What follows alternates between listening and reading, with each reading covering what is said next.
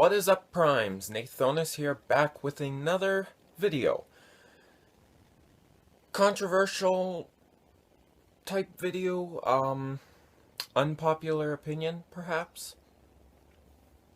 Now, in one of my latest videos, I mentioned how the Bay movies aren't bad, and they really aren't.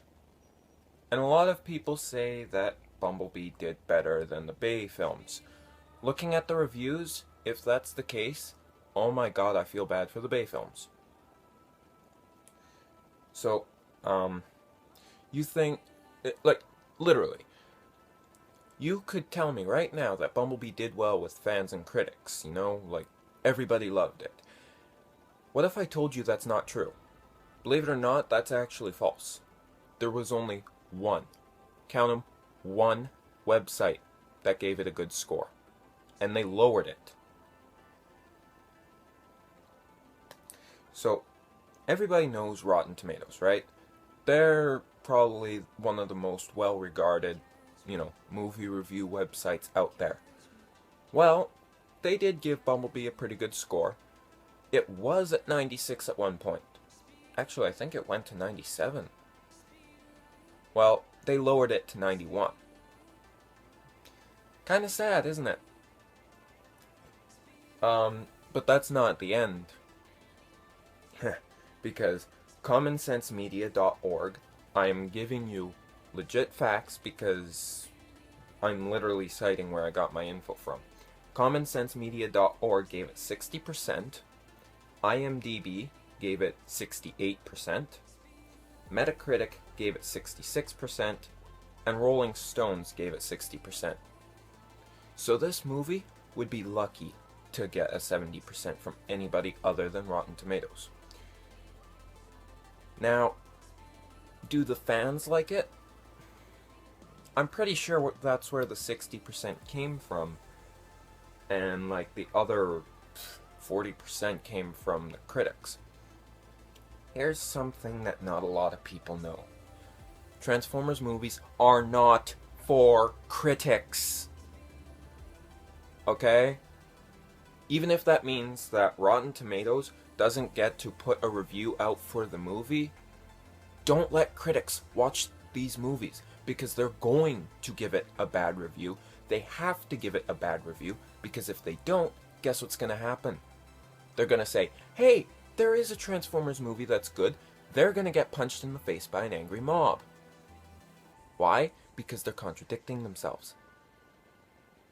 Because not too long after The Last Night came out, I am not joking, I am not exaggerating, millions of people said that Transformers is forever ruined. And any future movies that come out, well, they automatically suck because of The Last Night. I'm not exaggerating, that is legit people's stupidity right there. So, what else was there? Oh yes, the reviews. I literally had to type a paragraph listing all of the reviews. Okay? So, let's see what we get here. Everyone had the same problems. Not enough action, horrible jokes, mediocre acting, poor plot, ripped the plot off from E.T. and Iron Giant. I can see that. It even combined them. Forced emotion, contrived, cliché, boring, horrible characters and character development, too child-friendly, even though that's the point, and I saw one person complaining about the swearing in the movie. Underwhelming, and the biggest gripe was continuity errors. So that is 13 complaints that people had in common. That's not counting, complaints that 2 or 3 people had, because what do 2 or 3 people's opinions count stacked up to 5 million, Like, it's freaking embarrassing.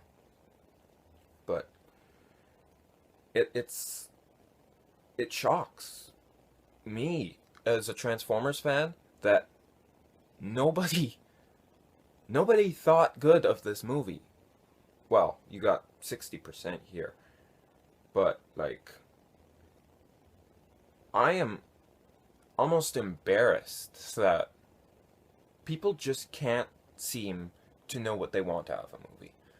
I know what I want out of a movie, and it's never the same. Which is why both Bumblebee and Bay's movies work for me, because even though they're not the same, who the hell cares? They're both good movies. They don't have to be the same to be good.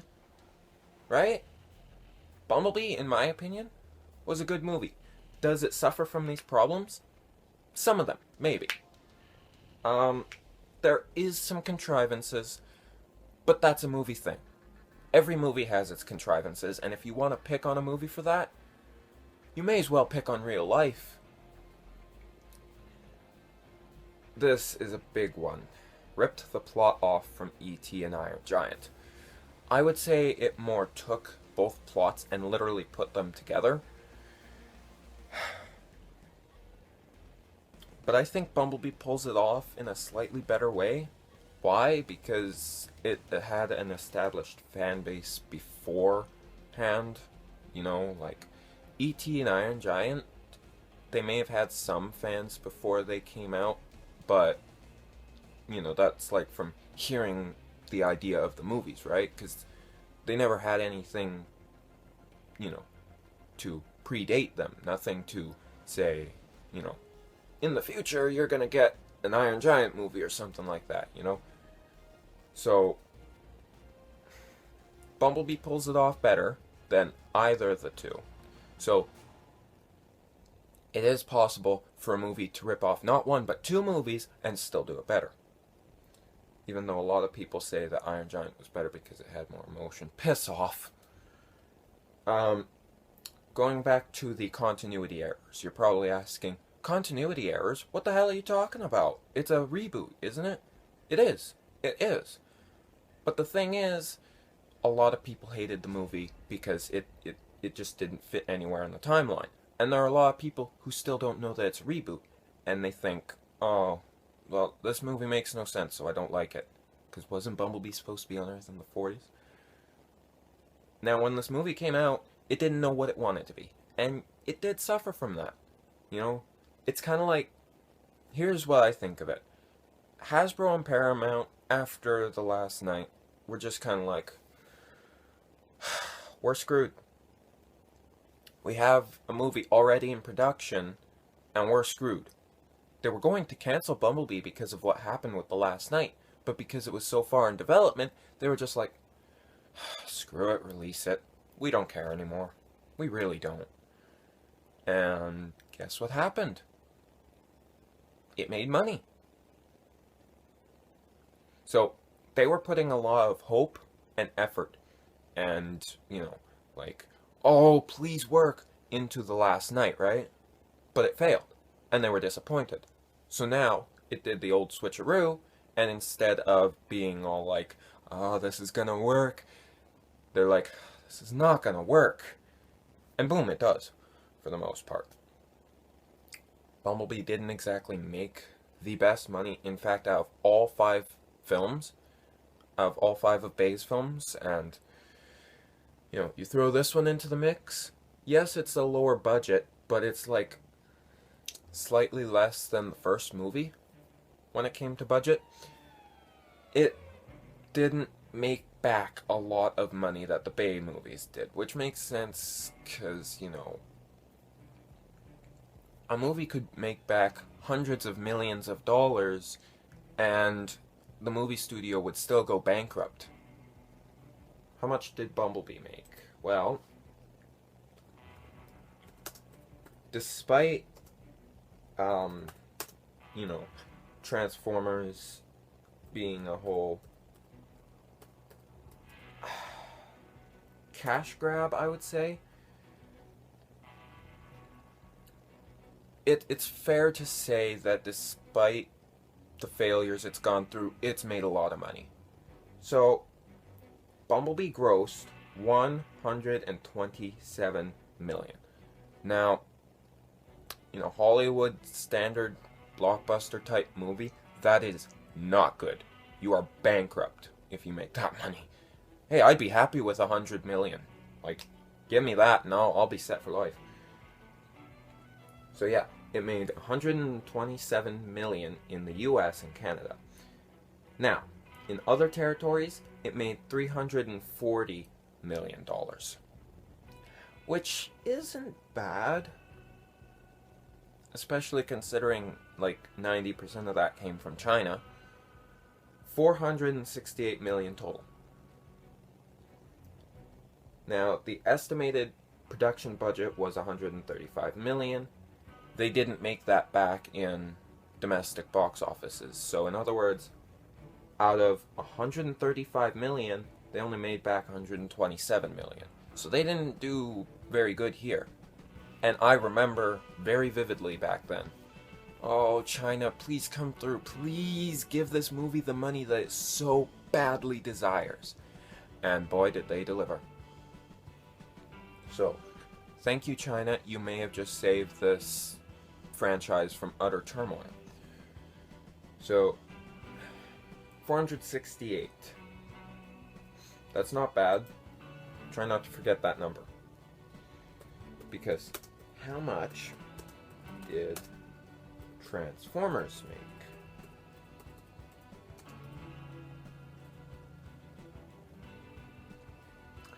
Oh! Sorry, I think I just had a money-gasm.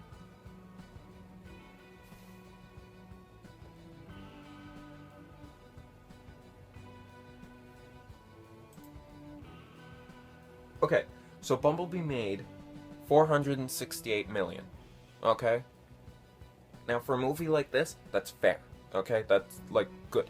It's a smaller budget movie. What do you expect? It's gonna make about that much, and it's considered a financial success, but it's like the bare minimum. Okay. Now take 468 million and add almost 300 million. Michael Bay's first Transformers movie made $709 million. If you want to round up the decimal, 710 mil.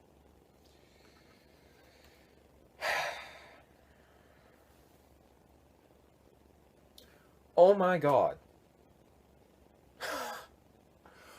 The Last Night was a financial failure, guys.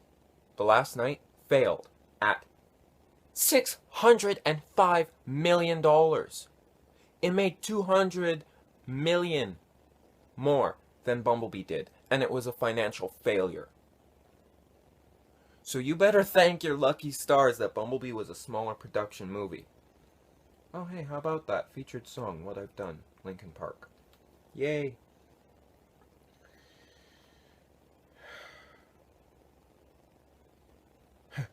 Boys and their toys are in full formation in Transformers, a movie of especially assaultive noise and nonsense.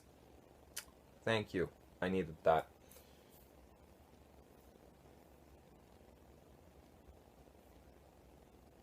Oh!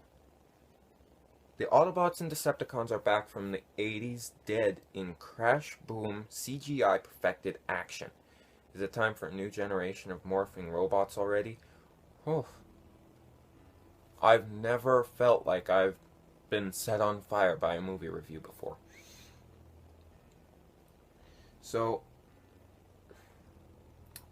Revenge of the Fallen also didn't do too well. In fact, it was the lowest rated film before The Last Night came out. And it made more than the first movie did. 836 mil. Somebody care to explain that? Yeah, the first movie got 61 on Metacritic, 7 out of 10 on IMDb, so 70%. Huh. And Google users who like this film, 90%! I'm gonna like it. I'm pretty sure you can chalk that up to, nostalgia. Because people feel nostalgia for the 80s, right? G1. Now that we're 13 years later, people feel nostalgia for the first Transformers movie. For some reason, I've been having a lot of nostalgia for the second movie lately. I don't know why. So, if you think Bumblebee did well, 468 million, I want to tell you guys how much Dark of the Moon made. Because this number shocked me when I first read it. This was like the first one I looked at. 1.124 billion.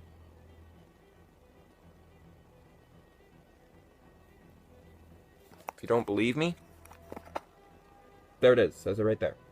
1.124 billion.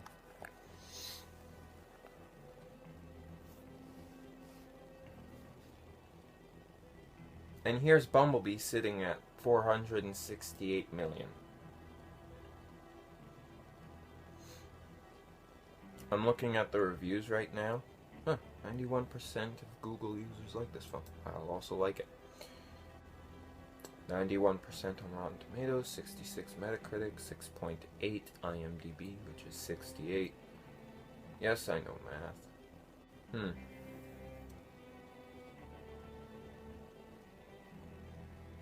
Now, if you look at the highest rated reviews, you'll see that most of them are actually pretty positive. You got one here saying the talented, expressive Steinfeld and a nuanced script elevate this prequel from unnecessary to surprisingly poignant and entertaining. Comparisons between Bumblebee and E.T. And I guess you could even throw in Iron Giant.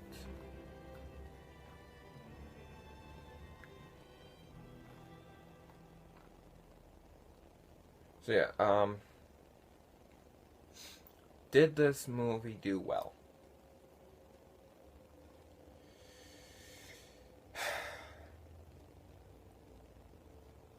When you have, like, a whole bunch of movie review things, and only one of them gives it a good score, is it really that well received? Because, like, if you watch a YouTuber's videos, like, for instance, Laszlo Venn, or, you know, somebody like that, they'll say, Bumblebee did so well with fans and critics. No, it did not. Because, like, I thought it had done better. I thought it did, like, 90s, 80s. And a lot of these reviews, a lot of these negative reviews are from adults. I want to put that out there. This movie also has conflict with its target demographic. Is it for the adults or is it for the children? Because it's got that kid appeal sense to it, but it's also meant as a love letter to the G1 fans who were let down by Bay. And it's like, it doesn't know what it wants to be in that respect either. So continuity errors really push people over the edge. At the time, they didn't know it was a reboot, right? Nobody knew it would be a reboot until it did financially well. But with the way this movie has done, the future of the movies really doesn't look promising. And that's why I said, either the movies are going to do super well and people are going to forget about them, or they're going to crash and burn. Which I wouldn't be surprised by either. And the thing is, if they're going to do really well, it's probably because they're going to stick to G1. Now you might be thinking, oh cool, so we're going to stick with G1, that's awesome. For about 2 years, maybe. And that's not hating on G1. Personally, I like G1 because, well, I grew up with it, believe it or not. I was born in 2004, but I grew up in the 80s. You can't argue with that logic, folks. Before I got internet, I went through a long bout of not having internet. And before that, I had internet again. I also had cable. Well, I recall that every night at 11 o'clock p.m. specifically, G1 would come on. And I'm pretty sure this was before Transformers Prime came out, so yeah, long time ago. In fact, I think G1 might still be airing. I could be wrong about that. Well, anyway, every night at 11, it would play. My bedtime back then was 9, and, I was like, can I stay up for a couple hours and just watch this? And my mother sounded disappointed, but I could almost tell you that she sounded like, hey, he's getting into something I liked as a kid. And yet, I'm a perfectly, I like the 80s. Let's put it that way. I like the 80s because it's different from what we have now. And a lot of things that I like actually came from that era. A lot of movies and songs and general pop culture came from the 70s and 80s. So, yeah, I don't hate G1. But by the same token, I don't love it either. I just kind of like it. It's cool for what it is. And everybody's like, oh, it's the holy grail of Transformers. Okay, name one episode that's different from the rest. I'll wait. What's my point?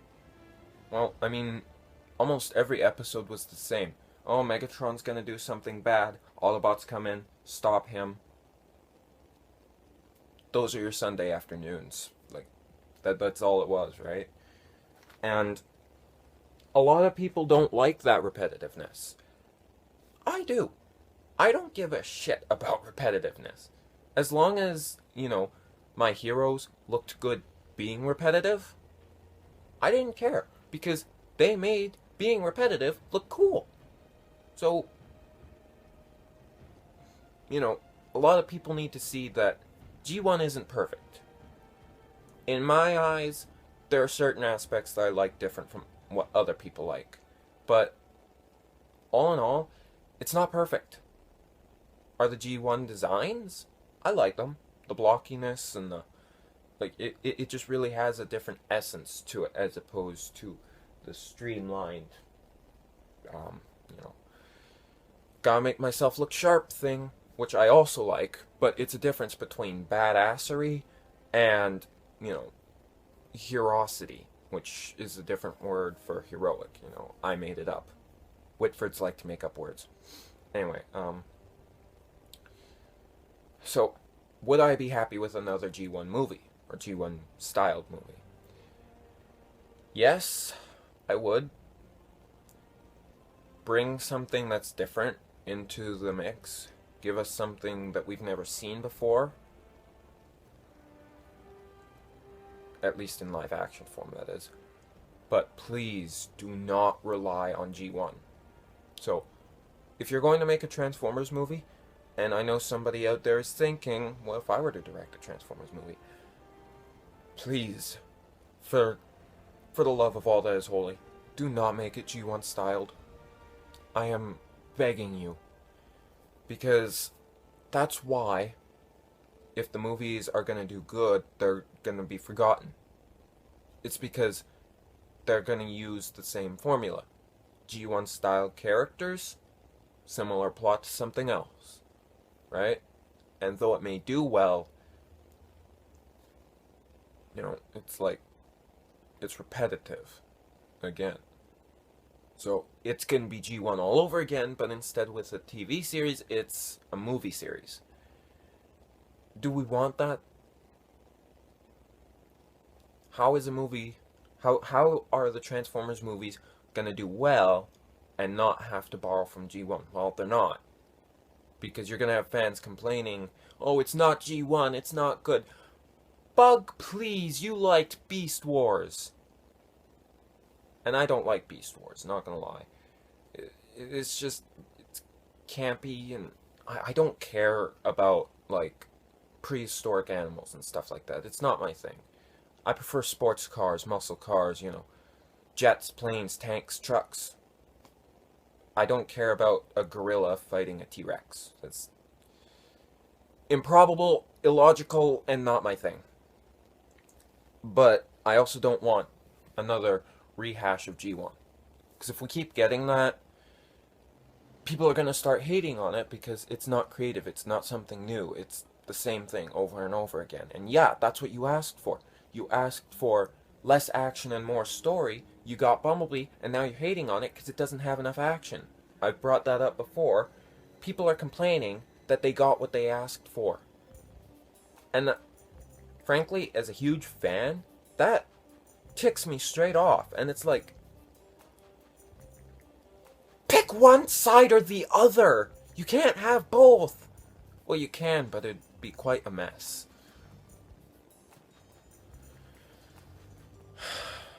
So, yeah, Bumblebee didn't do well, as we all thought it did. It's what people have been asking for, and they're happy they got it, but they're not happy with the result. That's what it is. Do I care about acting? As an actor, acting is important. But in a movie that's supposed to center around giant robots fighting, the only acting I care about is voice acting. So, humans acting, I don't care about. So, have Mark Wahlberg, have Shia LaBeouf, have Haley Steinfeld. They can act as campy and, horribly as they want, as if they were getting paid $100 for this. Just be like, oh, hey, my car's a giant robot. Like, I don't care. I really do not care. I don't care if there are humans in my movie. I don't care if they're acted well. I don't care if they're acted horribly. Because us as humans, we tend to appear in things. So, for the humans, I don't care if the acting is horrible. If that's your gripe, fine. I don't care. I honestly don't care about the acting. Like, have humans in it, or don't. I just, they can act really well or really bad, and I'll still love the movie, because I don't tend to gravitate towards the humans as Spielberg thinks I would. I tend to gravitate towards the Autobots, or the Decepticons, whoever the movie's about. So, I don't care. Voice acting, though, you want to at least make it sound legit, right? Which is why, if you're going to keep anything from G1, it better be Peter Cullen. The guy's in his 80s. He's not going to be around much longer, so he won't be able to voice Optimus forever. Knowing Peter Cullen, though, he's probably going to keep voicing the character until he dies. Because his brother Larry said, if you're going to be a superhero, be a real one. Don't be one of those Hollywood heroes. And what he means by that is, be somebody that others can look up to, not somebody fake and, all, oh, look at me, I'm superior. Don't be like that. Michael Bay didn't get that message. That's fine. He just created a younger version of Optimus. That's the way I think of it. That's why Optimus has the rad tattoos of flames and stuff. I don't mind. Because it's a younger version of Prime. That's the way I see it. He's younger. He's more naive. He's a little bit crazy. I don't mind that. It's still an interpretation of Optimus Prime. So I really don't care. Just have it be Peter Cullen. He loves the character. He loves the character that, without him, isn't a lot of character. Like, Jake Fauci, or however you pronounce that, I think it's Fauci. He's taking up the mantle of Prime at this point. Because I think he's voiced Prime in, one other series, and he's voicing Optimus in the current Transformers Cyberverse, and I think that's cool. At times he sounds like he's trying to do an impersonation, and at times he sounds like he's, actually being himself. So I don't mind. Um, I've heard better, to be honest. Like I've heard better Peter Cullen impressions, but you know, like for the movies, which most Transformers fans are going to be watching, unlike Cyberverse, for instance, let it be Peter Cullen, because I don't think anybody could voice Prime better than he could. Just like I don't think anybody could voice Megatron better than Frank Welker. See, I don't completely hate G1. In fact, Frank Welker even mentioned that they might be getting as many of the old actors back for the movies. Let's hope so. Let's really hope so. So yeah, that's half an hour of your life wasted. A lot of character development being thrown away because people asked for it. Let me know what you guys think of these movies. Like, all in all, I like the Bay movies. I like the Night movies. Nothing's wrong with them aside from, minor issues, but every movie has its minor issues. Nothing is without flaws. So, yeah. Now, just one more quick thing before I go. Minor disappointment. I'm all over social media. Don't believe me? I'll put my social media accounts up on screen right now. Instagram, Facebook, TikTok. You're on TikTok? Oh, let me explain. I rarely go on it, okay? Don't have to follow it. You don't even have to acknowledge it. In fact, I prefer if you don't. When I do go on it, I'm only going to post good things. In other words, lip syncing, my attempts at dancing. So it's going to be like comedic comment slash, just all in all, whatever I find to be fun. So I'm mostly doing that because I can't seem to do that on my own channel. It's like I have to follow certain guidelines here. Like, oh, you're trying to do this, but we don't want you to do this. You have to do it our way, and it's like, what's the point of creative freedom then? So, yeah, I rarely go on TikTok, but when I do, it's mostly just to see what Jacksepticeye put up there, and, maybe throw on a video of me lip syncing to something else. Instagram, I also rarely go on that. It's more of a, what are all my friends and, favorite celebrities up to, So, not. I'll post the occasional image, sure, if I find it funny or interesting or just all in all, like, I feel like I should put it up there, then boom. Facebook.